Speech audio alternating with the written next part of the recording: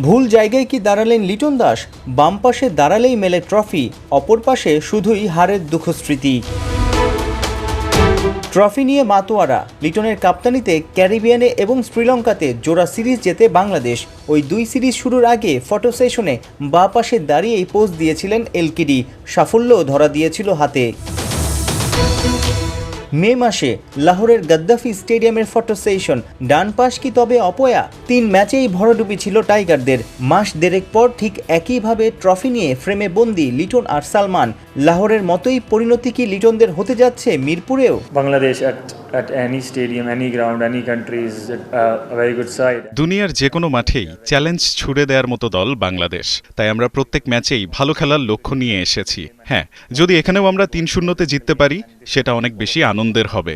Yeah, if doing by that we can win 3-0 again, we'll be more than happy. আন্তর্জাতিক টি-20তে দুই দলের 22 বারের মুখোমুখি লড়াইয়ে কেবল 3 জয় বাংলাদেশের। ছোট ফরম্যাটে 19 বার হেসেছে পাকিস্তান। স্ট্যাট অনুযায়ী মেন ইন গ্রিন পরিষ্কার ফেভারিট, তবুও দুই কারণে পাকিস্তান চাপে। লঙ্কায় টাইগাররা জিতে ফুরফুরে মেজাজে আছে। গামিনীর মিরপুরের পিচ মাথা ব্যথার কারণও হতে পারে। Of course, condition does play a vital role. আবহাওয়া, পিচ সবখানেই গুরুত্বপূর্ণ ভূমিকা পালন করে। আমরা মিরপুরের অবস্থা চিন্তা করে করাচিতে ভালো একটা ক্যাম্প করেছি।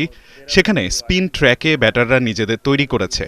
এখানে পারফর্ম করার পালা। We had a camp in Karachi. We tried our best to prepare the same kind of pitches which we can do. 15 জন ক্রিকেটার নিয়ে বাংলাদেশে পাকিস্তান দল। এর মধ্যে 10 জনেরই আছে বিপিএল খেলার অভিজ্ঞতা, অর্থাৎ মিরপুরের পিচ কন্ডিশন প্রতিকূলে নয়। টাইগারদের শক্তিমত্তা দুর্বলতাও জানা আছে পাকিস্তানিদের। Most of the players that have played in BPL.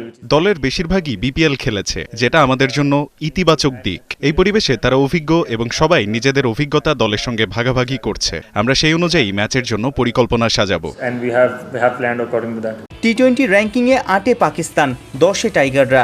মিরপুরে সালমানদের হোয়াইট ওয়াশ করতে পারলে 9-এ থাকা আফগানিস্তানকে ডিঙাতে পারবে লিটনের বাংলাদেশ।